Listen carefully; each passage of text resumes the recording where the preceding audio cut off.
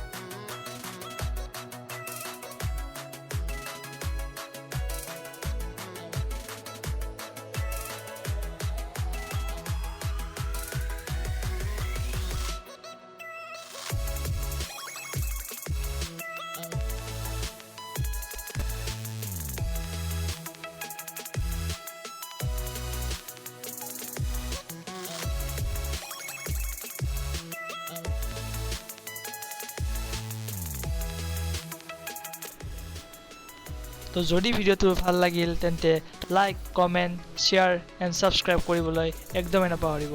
আৰু সাবস্ক্ৰাইবৰ কাষত যে ঘণ্টা বটন থাকে সেইটো টিপি অল নটিফিকেশ্যনটো ক্লিক কৰি দিব যাতে মই দিয়া ভিডিঅ'বোৰ আপোনালোকে সোনকালে পায়। ধন্যবাদ।